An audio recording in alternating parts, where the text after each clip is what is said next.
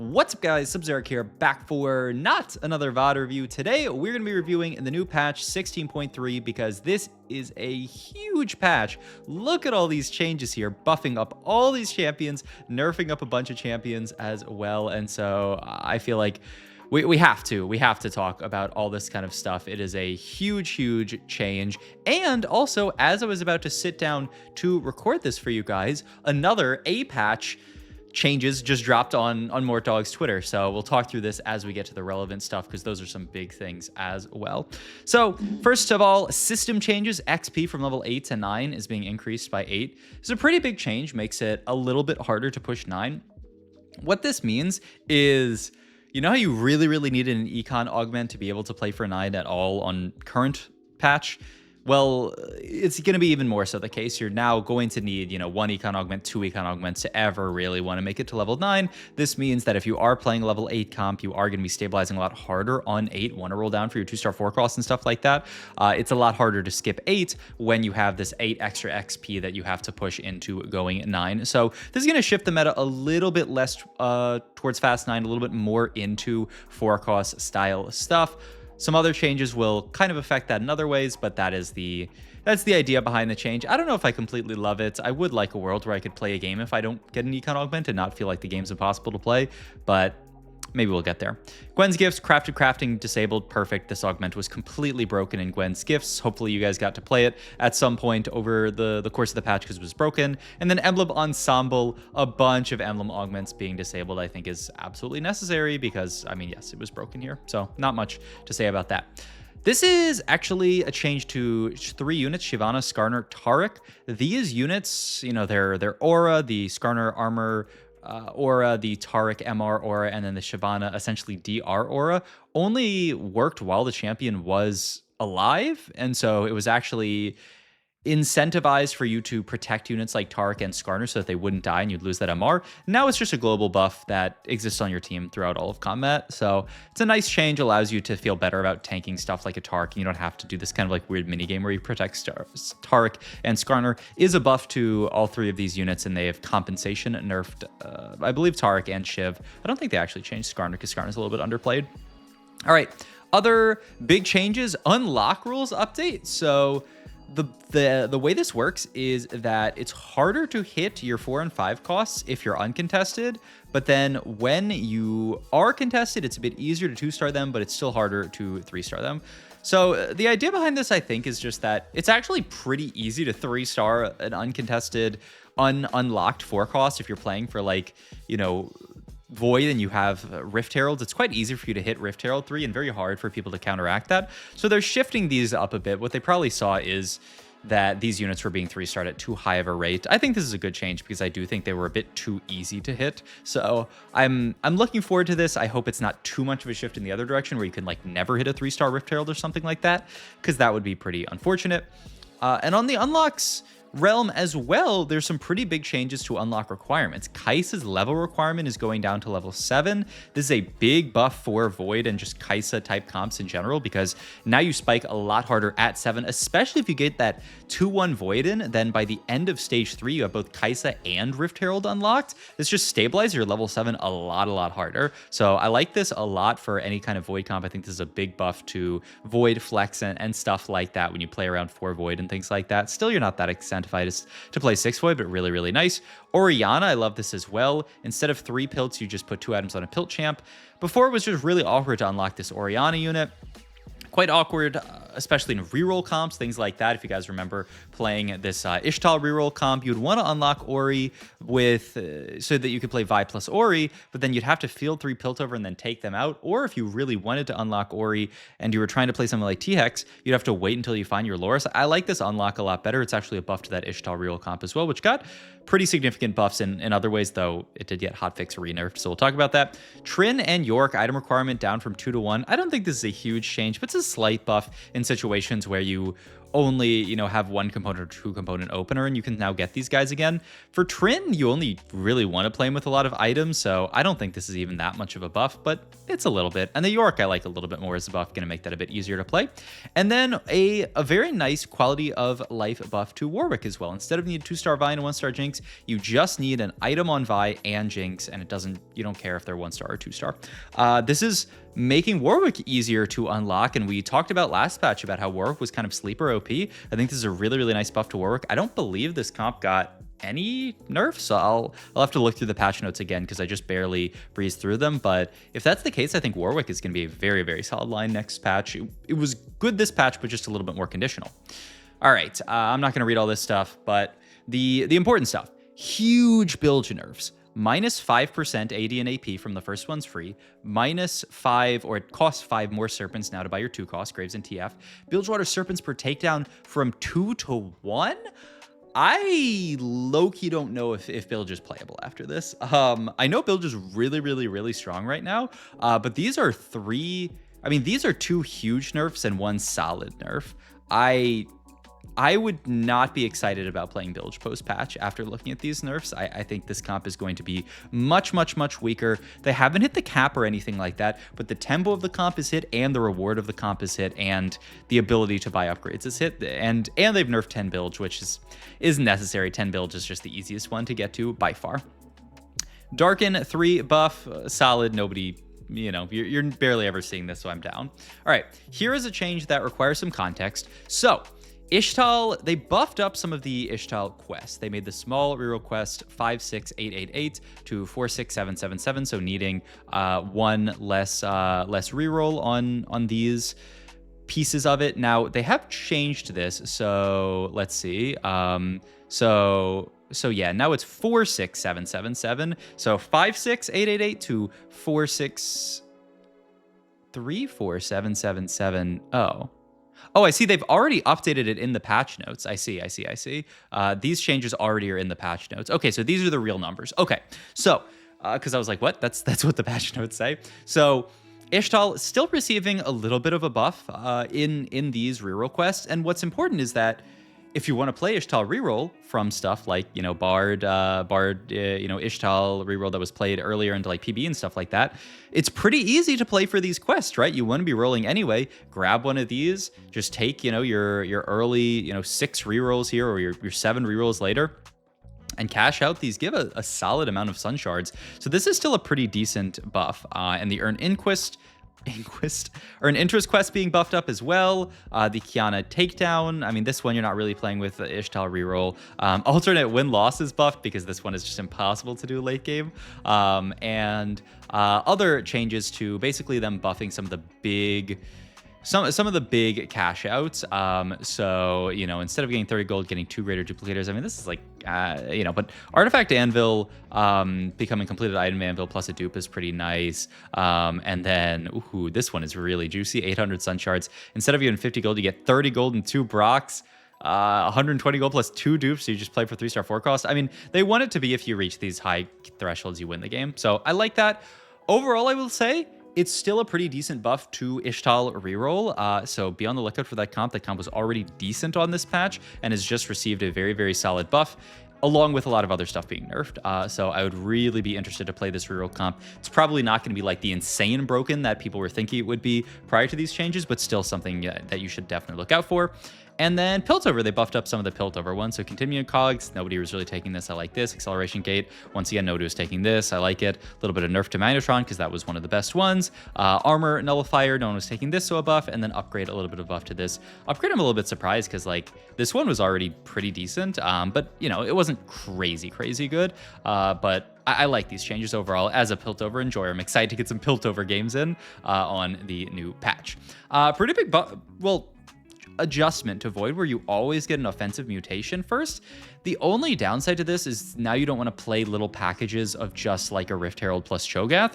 You always, are wanting to play some kind of carry, either, some kind of like Mal's Cho'Gath thing, or, much more likely some kind of 4 Void with Kai'Sa, but it allows you to play 2 Void and get an offensive mod, which is fine. Spitter Spines finally nerfed. This one was just so broken all of last patch, so solid nerf to that. Royal Husk, the summon, buffed up a little bit. This is still going to be worse than the other one, the Iron Carapace, but it's still a little bit better. So yeah, buffing the resist and the HP on that makes it a little bit better. I think this is nice. All right, 1 costs. Anivia buff and Blitzcrank buff. I like both of these. These are pretty bad 1 costs right now. And Freljord's actually receiving, a lot of buffs. Anivia's being buffed, Ashe is being buffed, Trinimir's being buffed. So you will actually see a little bit better of a Freljord opener, which I like. Briar 3 buff, I don't really care that much about it. And Kiana 3 buff, I don't really care that much. But, these units you are not excited to 3-star. Do I think Briar or Kiana reroll is going to be a good comp? No. But, maybe if I think more talks about like the worth the wait, Briar example, at least you won't cry when you get that. Jhin is basically reworked now, where his ability sets his AS to a fixed 1.0. Basically, this means that Gwynsu's, which was one of his best items now, is a lot worse. I think it might just be bad on him now. I mean, you're still going to slam it because you can play Jhin into stuff like the... like Yunara, but AS items are going to be weaker on him now, so you're much happy to slam stuff like IE onto him. Kraken, I imagine, is horrible onto him now, which is kind of awkward. This reads to me as a Jhin nerf. I have to play with it to really see, but I imagine this is like a decent Jhin nerf because his best items, Gwynsu's and Krakens, interact well with AS, and now he's fixing himself at 1.0. So yeah, I mean, Jhin was a little bit out of line, but we'll see. I mean, I think this is a pretty decent nerf to Jhin. All right, Ashe plus Trin buffs. This is, yeah, Ashe buff and Trin ability buffs. They're small. I mean, they're decently sized buffs, but just to the ability, right? It's not like an AD buff or like any kind of stats buff on these guys. So I think this is a solid buff. If you had to ask me, I would say this comp is probably still not great, probably like C tier, but we will see. Maybe the buffs can bring it back. I mean, I want this comp to be playable, and it is just unplayable right now, but unplayable plus small buff usually doesn't make it good. So that's my prediction. Small echo nerf. I think this is chef's kiss, perfect. This comp is just a little bit out of line, so I like that they're nerfing it a little bit here. It's a very good reroll comp, but I think it's close to a little bit above the bar. And then Orianna buff as well, which I don't know that this Orianna can really work as like an itemized true carry, but maybe I'd be surprised. But I'm not like going crazy about this buff, but it's a nice quality of life buff. Once again, a little bit of a buff to that Ixtal reroll comp, so another buff there. It's why people are excited about the comp. Draven base AD, I like it. This guy kind of is a little bit rough after his like pseudo rework last patch, so I like this. Leona, this is actually a huge change. So now, remember, the way that Leona works right now is she marks units and kind of force for Diana. What this does is it means that when Diana casts, she, goes to backline and then she starts bouncing around between frontline and backline. And it actually means that you don't want to play Leona ever with Diana because it's basically a nerf to Diana when you're playing Leona. Now, Leona says, while surviving, your strongest Leona grants your strongest Diana a little bit of AP each second. This is a pretty nice addition. It's per second AP, which is pretty crazy. You think about later in the game, 10 seconds in the fight, you've got 50 AP. It's a big buff. So I do think you are basically going to always want to play Leona on your board when you are playing around Diana. And this also plays into Aurelion Sol, who's been buffed. So that's another nice thing that you can do there as well. But it's a big change. Now you really do want to be playing these guys together, which is what they intended. So makes sense. Mal's buff, yeah, this unit's nothing special, and it's a small buff, so I don't think this is anything crazy. Sedge, small buff, another buff to that Freljord opener like we were talking about, so I didn't actually realize they buffed Sedge as well, so okay, actually, maybe Ashtrin is back on the menu with a pretty chunky Sejuani buff here at 2 and 3-star. Okay, I could see it. I mean, it's really biggest at 1-star, it's just 50 across the board, but that'll help stabilize your early game. If you get an early Sedge, I'd be more excited about holding this unit. Like, you get a Sedge and just like an Anivia drop from Orb, or Sedge from Orb, and then you find an Anivia, I would feel pretty decent about holding on to this kind of stuff. And then Zoe buff. This unit was pretty mediocre, so I like this. Also plays more into the Aurelion Sol stuff, which we'll talk about later. All right. Braum, pretty chunky mana buff here. He's going to be a lot better of a tank here. I'm actually a little bit surprised. I think this guy's already completely fine. So this is a little bit over to me and is also another buff towards Freljord being good. But it's not like you're going to play all these same units on the same board, right? You're not going to play Braum, Sedge, Ashe, and Trin. It just, you're not going to fit them all usually. And so it's an Anivia. Yeah, but I mean, it is worth pointing out that every Freljord unit got buffed, so aside from Volibear, but it's really just a buff to the opener, and then into the late game you can easily transition Anivia into like Lysandra type stuff now. So I'm excited to see where this goes. You weren't that excited to play around like true Freljord before. All right, so Diana, big changes. So her shield duration now. So it used to be her shield would last for 2 seconds and would have no mana locks. You could just boom shield, boom shield, boom shield, boom shield, and kind of go infinite. Now her shield and the mana lock end when her dashes end. So you're just shielding up as you're dashing around there. This makes it harder for your Diana to go infinite. I think she's going to play more as like an assassin. So we'll see. If her itemization changes from that, the idea would be that stuff like Titan's BT would be worse on her, and you'd be playing her more of like a Hodge JG type carry, especially if they buff up her damage. Though I believe, yeah, they're actually nerfing her damage to compensate for the fact that her AP is going to be higher from the Leona thingy. So we'll see how this goes. I would not be surprised if her build changes quite significantly because of this, because she is no longer meant to play for this kind of like Gwynsu, play for this like super long fight. You just want to have her get in and get out and blow somebody up. If that does become the case, then BIS is something like Fizz BIS right now, JG Hodge Death Cap type stuff. They are buffing up the shield a good bit to compensate for this as well. So this is one of those things where I have to play with it. I can see Diana being quite solid after these changes, though. Like I said, it's a lot of AP that Leona gives you. Fizz targeting is getting changed. If you guys didn't see, Wigwug, my boy, made a post on Twitter talking about how Fizz targeting worked, that Fizz actually prioritized non-tanks, which is something that I had independently discovered. I guess I hadn't really, it's like the guy who says like I came up with the idea for the iPhone before it was an iPhone, but I didn't say anything about it. But I had noticed this as well. So I believe now they're going to change it to be more consistent with the way his spell is worded. Now, does that mean that he's just going to have the same targeting as Diana because that's what his spell says? Only Mortog knows. We will see when the patch goes live, but I'm happy for this. Means that it's going to be easier to position around Fizz, and you're not going to have to do as much weird stuff, and it's just going to make more sense. It's going to be more clear. They are also nerfing his splash damage and his empowered damage, but buffing up his AS.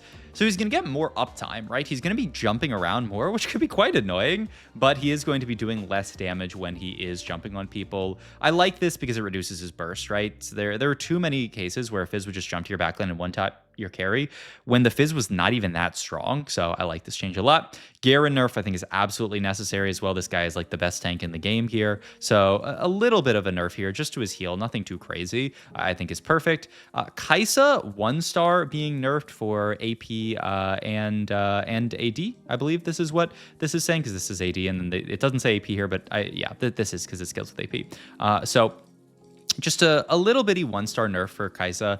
I don't think this is that relevant here, but it is important because they don't want you to guarantee this Kai'Sa on 7 and then stabilize really hard. So fair enough. But I think this nerf is small enough that it's still an overall quite a decent buff to Kai'Sa. And then Taric, this is actually a pretty big nerf. So instead of at 35% HP gaining that 90% durability, basically becoming invincible, instead he just heals for a certain amount of HP over 2 seconds. This is like a huge nerf to Taric. I don't know if... I mean, you now do get that global MR for the entire fight, but I don't know. I'm actually like pretty bummed about... Like, I feel like Taric was a very solid tank, and now after this change, I'm not very excited to throw items onto Taric. So yeah, also I realized I could probably zoom in some more for you guys. Well, probably should have done that earlier. If most people watching this are probably just like watching it podcast style, I imagine. If you comment down below, if you actually, I'll run a YouTube poll if people watch my videos just like on the other monitor in the background, or if they're just like actively like eyes watching the entire video, because I know I watch YouTube videos just on the other monitor, stuff like that. All right, 5 costs. So Atrox, his cast animation no longer scales with AS.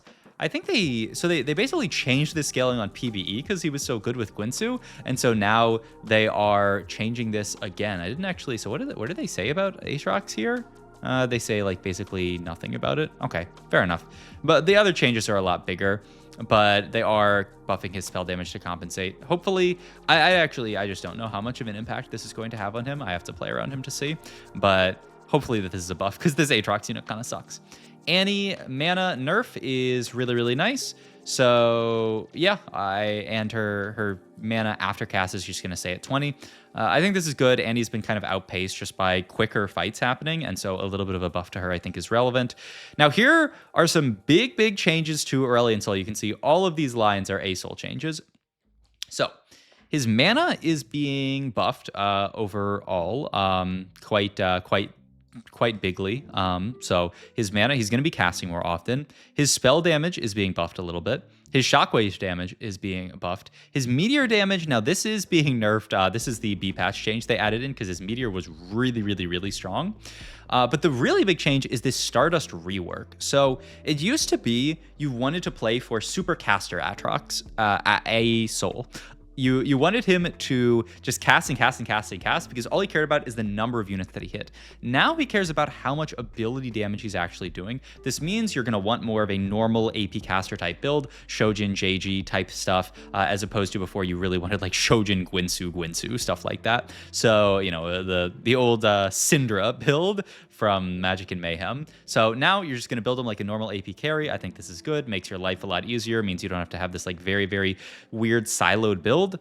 Though I will say the stuff I have been seeing on PB has looked really good. So I am happy that they're nerfing this meteor damage because this did look disgusting. I am curious to see how it ends up. I do think he is still going to be very solid. I mean, just a lot of buffs across the board here, right? Just mana, spell damage, shockwave damage. And so he's not going to cap out as high on the meteor damage, but still, I think he's going to be quite solid here. And yeah, I mean, they changed a lot of his upgrade breakpoints to kind of adjust for this fact, but I think he's going to be a lot stronger. My hope is that they got him into a perfect spot with his meteor damage nerf because he looked pretty strong on PvE. And so my hope is bring him down a little bit and he'll be just in line as just like a good line that you can play if you end up in a spot where you find that early Taric, find a Leona 2, you know, stuff like that. You can play him. So I hope we will see. But my intuition is that this is about correct.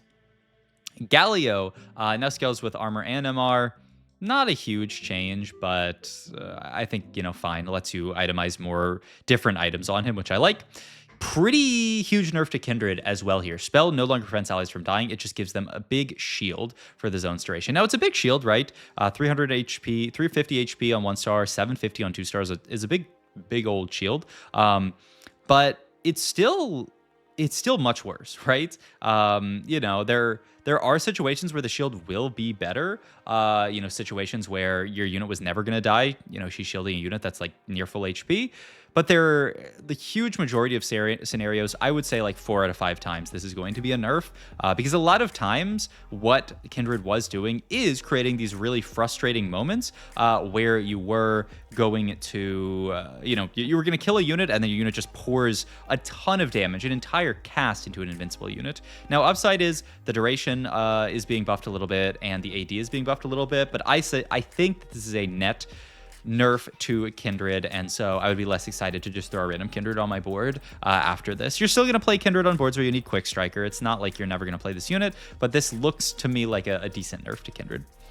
Lucian and Senna.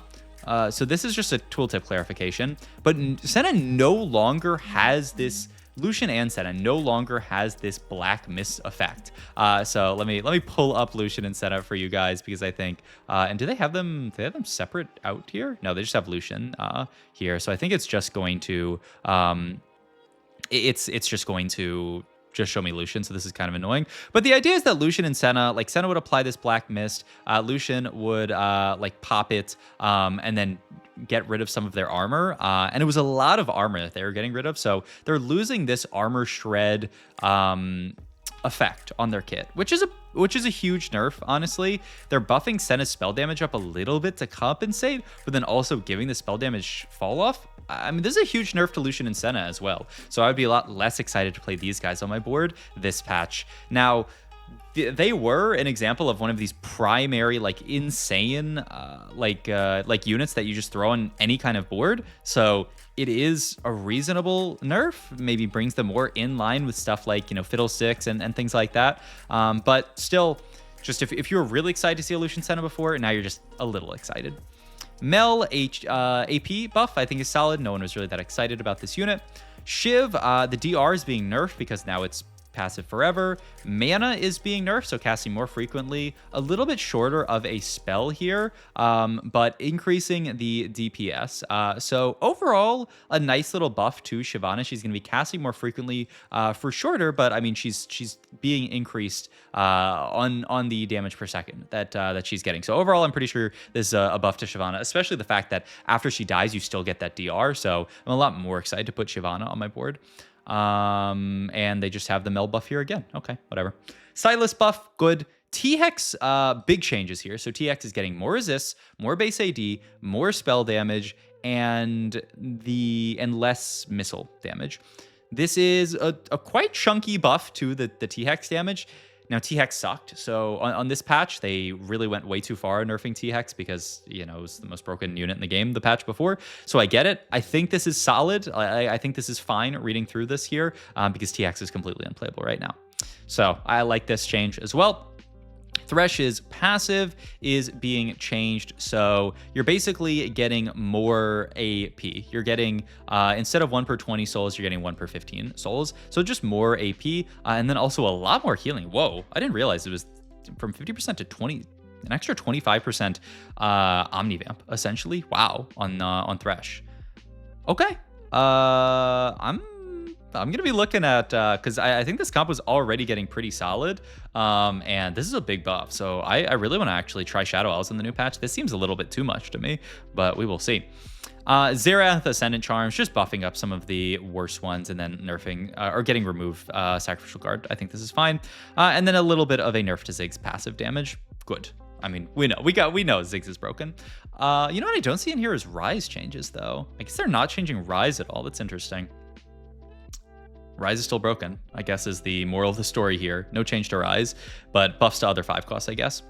Edge of Night now heals 30% missing health at the end of Invulnerability, so pretty solid buff to Edge of Night. This item was just not that exciting to build before, so now you're excited to build it. You know, play into your like AD bruiser type comps, throw this on your guy, and I mean, it's a big buff here. And then Nash's Tooth also getting a big buff. All right. Darken Scythe getting some HP instead of the AP. I think this is good. You weren't really playing this on any AP users. Dawncore buff, Flicker Blades buff, Gambler's Blade buff, Indomitable buff, Sniper's Focus buff. Perfect. I love all of them. These items you're not excited about any of these. Radiant Nash's Juice being buffed here. Okay. I'm at 27 minutes, so I'm going to try to marathon through these augments. These videos always go so long, but I like reading through all the changes. It helps even just me talk through them all. All right. New augment. So this one gives you a Shojin and a Leona, and then on stage 3-7 you gain a Taric. So it's a 3-2 augment that essentially guarantees that you're going to unlock a soul.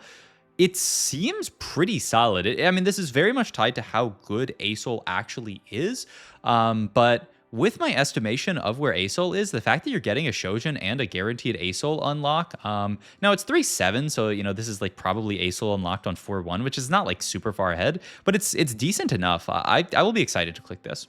Growth Mindset, re-enabled, but now it just gives 50 XP. I'm not excited about this at all. There are very few cases, I feel like, where, especially on 4-2, you just need 50 XP. There will be cases where you just need to use it as an econ augment, but XP is worse than gold. You can't make econ with XP, so I think this one will be pretty bad.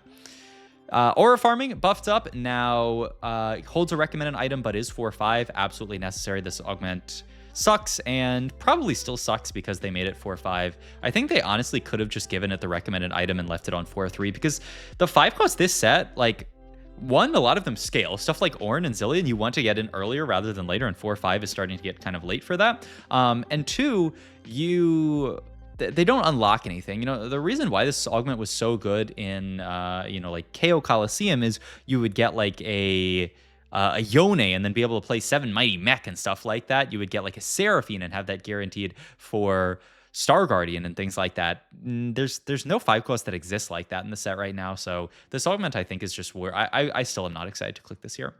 Bringer of Ruin nerf is good, necessary. Call to Chaos, Melee Golem, necessary. That one sucked. Call to Chaos, Golden Egg, changed from 2 to 1. Item Anvils, perfect. This one was too broken.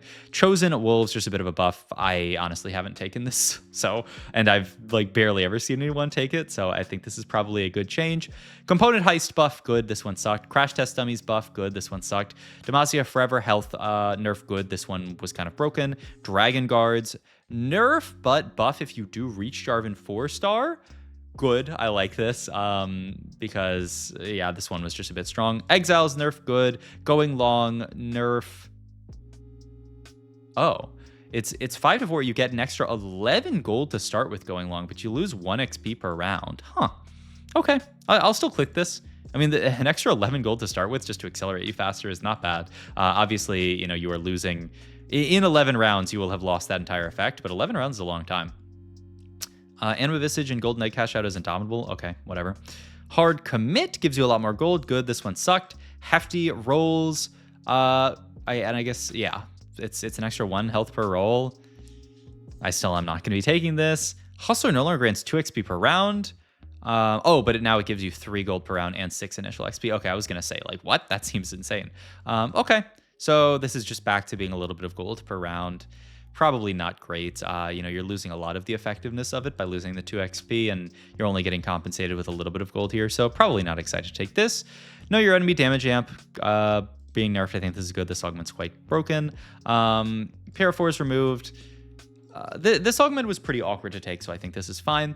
Precision and Grace no longer dash at the start of combat. Hallelujah. This one so often would just make your units dash up and then die immediately. So yes, I like this a lot. I think this is a good buff to it. Prep buffs, good. These have been like really fun augments in the past, and they just kind of suck this patch. Hopefully this is enough to get it in line. I think it could be. It honestly could be. Slice of Life, whoa! From 3334445 to 22334445? So you don't get a 3 cost until 3-1? Ugh. I mean, it still gives you a 5 cost. It's a big nerf. It's like a huge nerf.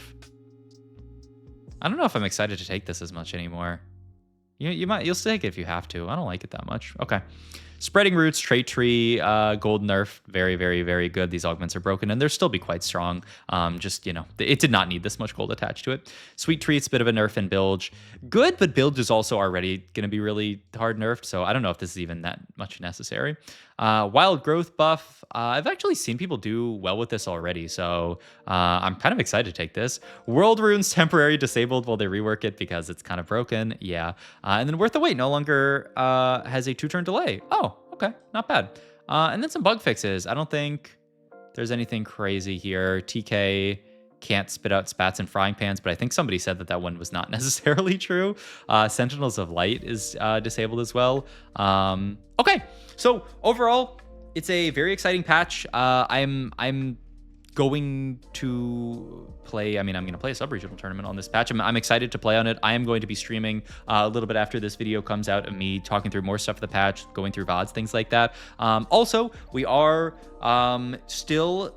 What do you mean still? We are doing another one of these group Metaphy sessions on Thursday, right when the patch, well, after the patch drops, because I have to go to work, sadly. But if you guys are interested in learning even more of the ins and outs of the patch after we've had, you know, a day to kind of like delve through the data, after I've had some more time to VOD review, then go sub to my Metaphy group, and that's going to be an absolute blast tomorrow. And yeah, outside for that, thanks for watching as always. If you watched to a 33-minute video, comment porcupine down below, because I am always surprised that there are people who watch all the way through these videos. But if you did, shout out to you. Thank you, and I will see you in the next video. Bye-bye.